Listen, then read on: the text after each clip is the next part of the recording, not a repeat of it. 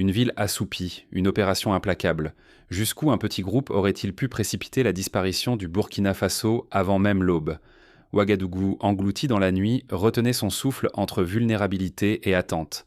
C'est alors qu'un commando, équipé d'explosifs puissants et d'armes étrangères, s'est mis en marche à 3 heures précises du matin, prêt à plonger la nation dans le chaos en un claquement de doigts. Leur mission était claire: paralyser la capitale, couper toutes les veines vitales de communication et abattre Ibrahim Traoré, symbole du renouveau burkinabé.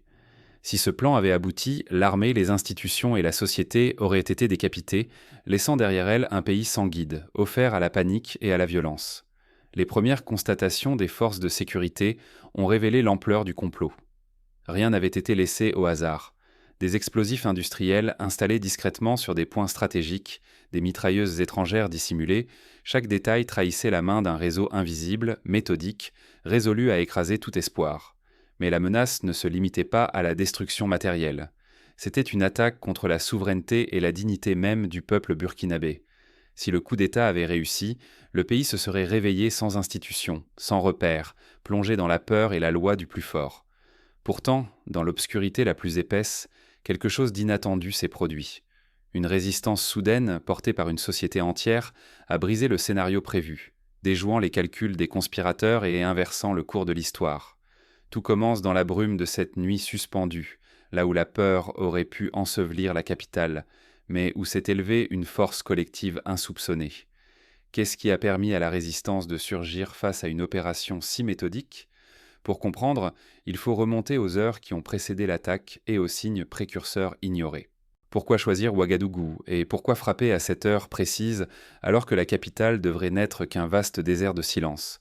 Cette nuit-là, malgré l'immobilité trompeuse de la ville, chaque seconde pesait, chaque initiative révélait une stratégie mûrement réfléchie. Ce n'était pas une crise surgie au hasard, c'était un assaut pensé pour saper l'âme du Burkina Faso, visant non seulement ses institutions, mais aussi son symbole de renouveau, Ibrahim Traoré. Le contexte régional est impossible à ignorer. Depuis plusieurs mois, le Sahel traverse des bouleversements majeurs: rupture d'alliances, revendication de souveraineté et recomposition brutale des équilibres de pouvoir. Le Burkina Faso, longtemps sous tutelle d'intérêts extérieurs, affirme désormais une indépendance qui dérange, attisant jalousies et menaces.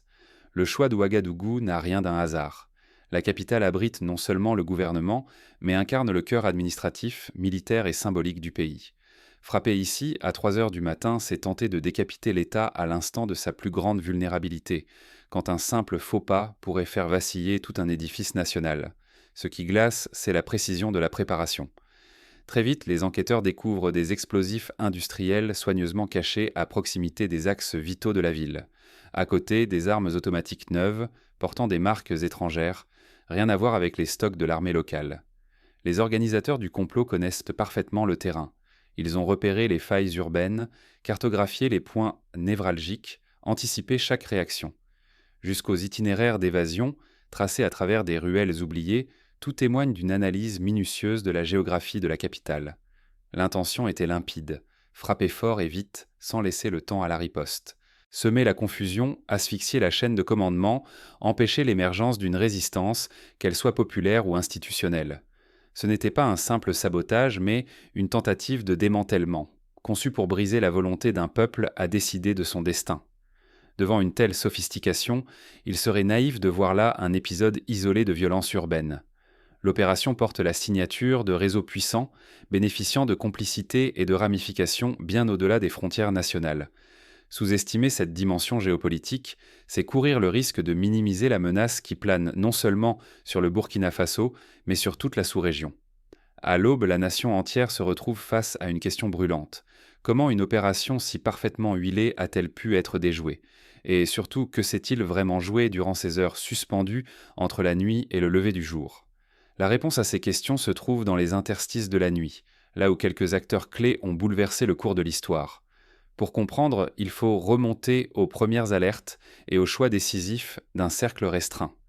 Quand la routine se transforme en chasse à l'homme, qu'est-ce qui a bien pu faire basculer une simple patrouille dans la contre-offensive? Rien ce soir-là n'annonçait que la périphérie de Ouagadougou allait devenir le théâtre d'un événement national. Pourtant, tout commence sur une route mal éclairée où un détail anodin vient troubler la fatigue des agents. Une voiture, profil bas, file dans l'ombre, comme si elle craignait d'être vue. L'instinct s'impose. Les policiers accélèrent, forçant le véhicule à fuir dans un dédale de ruelles désertes, longeant des chantiers plongés dans le noir. Les secondes s'étirent. Chaque carrefour franchi fait monter la tension, car désormais le sort du pays pourrait se jouer au détour d'un virage. La course s'achève brutalement contre un talus de béton. Dans le coffre, la nuit révèle son premier secret. Plusieurs cylindres de TNT industriels, soigneusement étiquetés, cachés sous des caisses banalisées.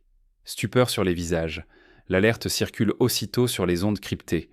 Les renforts affluent, quadrillant la zone, mais la découverte ne s'arrête pas là. À l'intérieur du véhicule, des armes lourdes, flambant neuves, d'origine étrangère, portant des gravures inconnues dans la région. Le doute n'est plus permis. Tout indique une opération minutieusement planifiée dans l'ombre. La traque s'étend comme une onde de choc. D'autres équipes plongent dans les quartiers voisins, guidées par l'inquiétude et la rage. En moins d'une heure, la capitale se transforme. Fouille maison par maison, barrages filtrants, chaque carrefour devient un enjeu. Les caches explosives sont localisées, l'une après l'autre, à proximité de points stratégiques.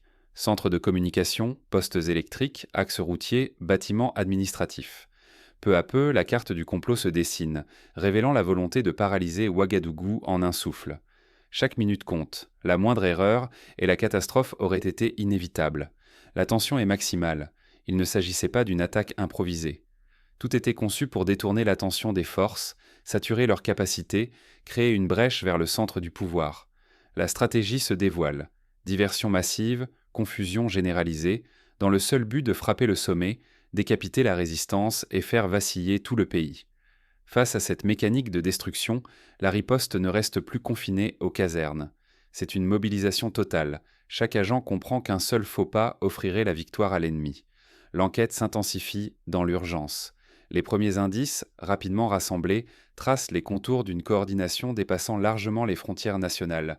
Le doute n'est plus possible. Ce coup d'État n'est pas l'œuvre de marginaux, mais d'un réseau organisé, soutenu par des intérêts étrangers, déterminés à briser la souveraineté du pays. À l'approche de l'aube, la capitale tient encore sur le fil.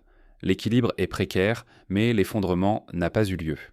Dans ce temps suspendu, la résistance s'organise, les enquêteurs se tournent désormais vers une question cruciale. Qui orchestre l'ombre et jusqu'où le complot s'étend-il vraiment ?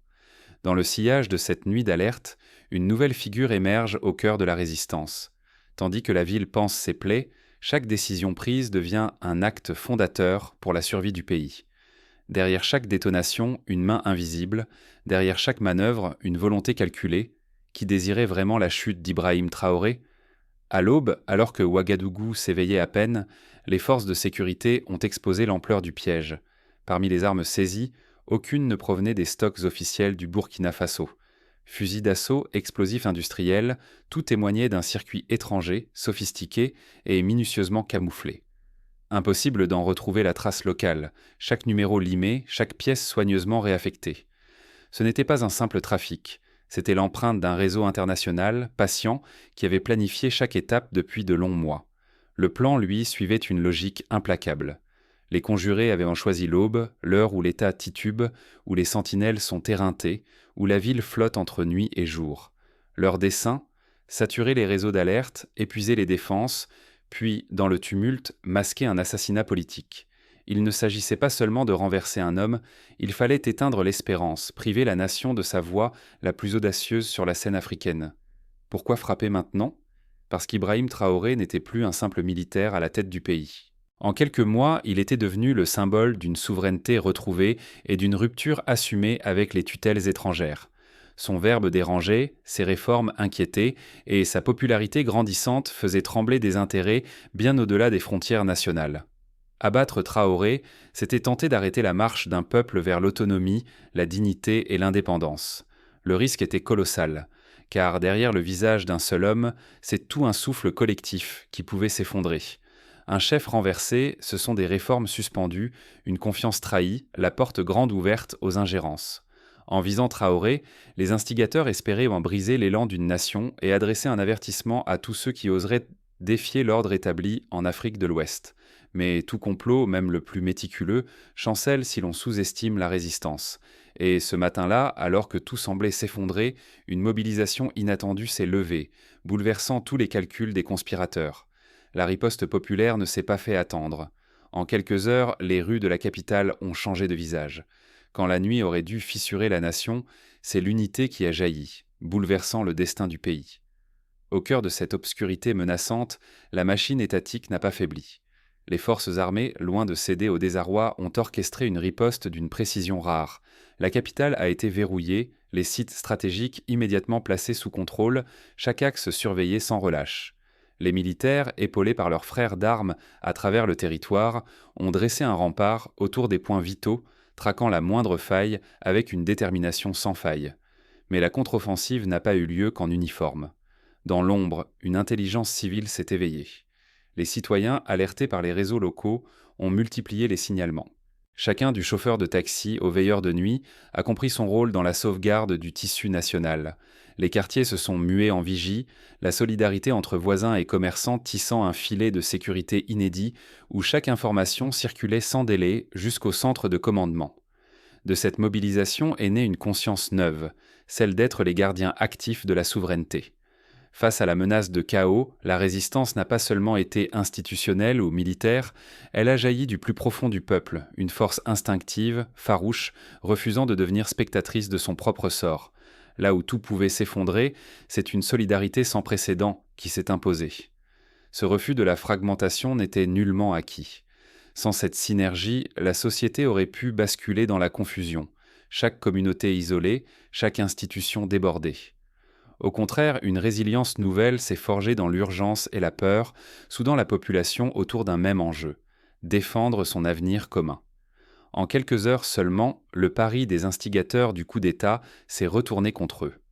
La nation, loin de plier sous la pression, a renforcé sa capacité à défendre son intégrité, prouvant que son destin ne se jouera jamais dans l'ombre ni sous la contrainte. Ce qui s'est joué cette nuit-là dépasse le sort d'un homme ou d'un gouvernement. C'est la trajectoire entière d'un peuple qui a basculé. Mais la victoire reste fragile. Au lever du jour, une question brûle toutes les lèvres. Comment transformer cette unité de crise en force durable ? La nuit a voulu effacer un nom. L'aube en a fait une déclaration nationale. Quand l'obscurité semblait tout engloutir, chaque minute rapprochait le pays d'un abîme. Pourtant, la volonté collective n'a pas cédé. Au contraire, elle s'est durcie en une force inattendue, ancrée dans le refus de l'effacement. Les conspirateurs ne cherchaient pas seulement à remplacer un chef ou à saboter un gouvernement. Leur projet visait le cœur même de la souveraineté burkinabé, rompre le lien vital entre un peuple et son avenir, imposer le silence là où grondait l'espoir. Ce soir-là, le Burkina Faso a opposé à la stratégie du chaos une résistance tissée de vigilance et de solidarité. Ni les institutions ni les esprits n'ont vacillé. Armée, gendarmerie, citoyens ordinaires, tous se sont dressés, chacun à sa place, formant une barrière invisible mais impénétrable contre la soumission programmée. Ce qui a échoué, ce n'est pas seulement une opération militaire, c'est la tentative d'étouffer la possibilité pour une nation africaine de choisir sa propre route, de rêver sans chaîne. Le nom qu'on voulait rayer, celui d'Ibrahim Traoré, s'est changé en cri de ralliement, en symbole d'une dignité reconquise. L'aube qui s'est levée n'a pas dévoilé des ruines, mais une promesse renouvelée. Désormais, la société sait que la souveraineté n'est ni offerte ni éternelle. Elle se mérite jour après jour dans la lucidité, l'engagement et le sacrifice partagés. Ignorer cette leçon serait risquer de voir l'histoire se répéter. Ce serait laisser d'autres mains s'emparer des clés de la maison commune. Mais s'en souvenir, c'est honorer ceux qui, dans l'ombre ou la lumière, défendent dans ce droit inaliénable d'un peuple à se tenir debout. La vigilance n'est pas l'apanage d'une élite, ni le devoir des seuls gardiens de la nuit. Elle appartient à tous, car la grandeur d'une nation repose sur la somme de ses veilles anonymes. À ceux qui doutent, s'épuisent ou se laissent gagner par l'oubli, le message est limpide. La souveraineté est précieuse parce qu'elle a un prix.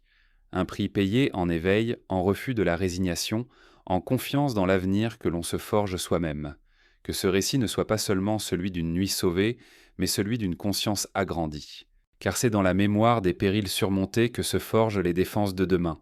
Mais pour aller plus loin, il faut comprendre comment l'histoire du Burkina Faso, ce soir-là, s'inscrit dans une longue tradition de lutte pour la souveraineté en Afrique et ailleurs. Revenons sur quelques exemples historiques qui éclairent la portée de cette nuit singulière. En 1960, la République du Congo affronte une crise semblable, lorsque la capitale Léopoldville est menacée par un complot ourdi de l'extérieur. À l'époque, la population, prise de court, s'organise spontanément autour du gouvernement de Patrice Lumumba. Des miliciens improvisés, des femmes, des étudiants, des travailleurs dressent des barricades, surveillant les points stratégiques et préviennent l'effondrement total des institutions. Malgré la chute tragique de Lumumba, cette mobilisation populaire laisse une empreinte durable et inspire des générations de résistants africains. Plus près de nous, le Mali, en 2012, subit un coup d'État éclair. La nuit du 21 mars, les putschistes tentent de prendre le contrôle de Bamako. Là encore, la population civile joue un rôle clé en signalant les mouvements suspects, en relayant des informations cruciales aux forces loyales et en manifestant massivement pour réclamer le retour à l'ordre constitutionnel. Cette capacité d'intervention citoyenne devient un facteur décisif dans la restauration de la légitimité nationale. Ces exemples montrent que la vitalité d'une nation ne se mesure pas seulement à la force de ses armes, mais à la conscience collective qui veille sur son destin. Dans chaque cas, l'unité entre civils et militaires, l'efficacité des réseaux d'alerte, la rapidité des réactions ont permis de limiter le chaos et de préserver l'essentiel, l'intégrité du pays. Dans le cas du Burkina Faso, la nuit du complot a été l'occasion pour les citoyens de s'approprier des outils de défense civique, messagerie cryptée, groupes de veille sur les réseaux sociaux, chaînes d'information locales. L'exemple du quartier de Karpala, où des habitants ont identifié et neutralisé une cache d'explosifs avant l'arrivée des forces de l'ordre, illustre la puissance de cette vigilance partagée. Les commerçants, les chefs religieux et même des jeunes scouts ont spontanément mis en place des rondes et transmis des signaux codés pour déjouer les infiltrations. Pratiquement, cette expérience ouvre la voie à de nouvelles méthodes de résilience. Dans les semaines suivantes, des ateliers de formation à la sécurité communautaire se sont multipliés dans les quartiers de Ouagadougou et des grandes villes du pays. Les citoyens y apprennent à reconnaître les signes avant-coureurs d'une attaque, à sécuriser les infrastructures essentielles et à collaborer avec les forces de l'ordre. Cet apprentissage collectif est essentiel, car il permet de transformer une réaction de crise en stratégie durable. Sur le plan régional, cette nuit burkinabé a envoyé un message fort à tous les pays du Sahel. La sécurité ne peut plus être déléguée exclusivement à l'État central. Il faut une intelligence partagée où chaque citoyen devient une sentinelle, chaque quartier un maillon de la résistance. Cette leçon, le Niger, le Tchad et le Bénin l'ont aussi expérimentée lors des récentes tentatives de déstabilisation. Mais la vigilance ne doit pas se limiter à la réaction. Pour prévenir de nouvelles menaces, il est urgent de renforcer les mécanismes d'alerte précoce. Cela passe par la modernisation des réseaux de communication, la formation des agents de sécurité à l'analyse comportementale et la création de cellules mixtes réunissant civils et professionnels de la défense. L'introduction de patrouilles mixtes composées de policiers et de volontaires civils a déjà permis de réduire de moitié les incidents majeurs dans certains arrondissements de la capitale. La coopération internationale, elle aussi, s'avère cruciale. Dès le lendemain de la tentative de coup d'État, le Burkina Faso a sollicité l'expertise de pays ayant vécu des situations similaires. Le Sénégal, par exemple, a partagé ses protocoles de gestion de crise, hérités de la résistance aux tentatives de putsch des années 2000, tandis que le Ghana a envoyé des spécialistes en cyberdéfense pour protéger les infrastructures numériques vitales. À l'échelle individuelle, chacun peut agir. Il suffit de connaître les numéros d'urgence, de participer aux réunions de quartier, de signaler tout comportement suspect sans hésiter. Les écoles ont intégré dans leur programme des modules sur la citoyenneté active et la vigilance collective. Même les plus jeunes apprennent à reconnaître les dangers et à réagir avec sang-froid. Pour renforcer la cohésion, il est aussi important de cultiver la mémoire des résistances passées. Des cérémonies, des expositions, des documentaires rappellent à chaque génération le prix de la liberté. Les témoignages des acteurs de la nuit du complot sont recueillis et diffusés afin que personne n'oublie ce que coûte le sommeil de la vigilance. Enfin, il est crucial d'entretenir le dialogue entre toutes les composantes de la société. Les associations, les syndicats, les leaders religieux, les réseaux de femmes et de jeunes, tous sont invités à participer aux exercices de simulation et aux cellules de crise. Ce maillage social fait la différence entre un pays vulnérable et un pays résilient. Dans un monde où les menaces sont de plus en plus hybrides, mêlant guerre psychologique, cyberattaques, manipulation de l'information et violence ciblée, le Burkina Faso offre aujourd'hui un exemple de résistance globale. Mais cette victoire n'est jamais acquise. Elle exige un effort permanent, une attention de tous les instants et une confiance renouvelée dans la capacité du peuple à se défendre. La nuit du complot aurait pu marquer la fin d'un rêve. Elle restera dans la mémoire nationale comme l'aube d'une nouvelle maturité, celle où chaque citoyen devient acteur, chaque instant un enjeu, chaque victoire une étape vers une souveraineté plus forte. Alors, au terme de ce récit, une question demeure, non pour ouvrir une dette, mais pour susciter une prise de conscience durable. Que faisons-nous chacun à notre place pour que la prochaine nuit d'alarme ne se transforme pas en matin de défaite ? C'est dans la réponse à cette question, dans la somme de nos gestes quotidiens, que se dessine l'avenir du Burkina Faso, et peut-être celui de toute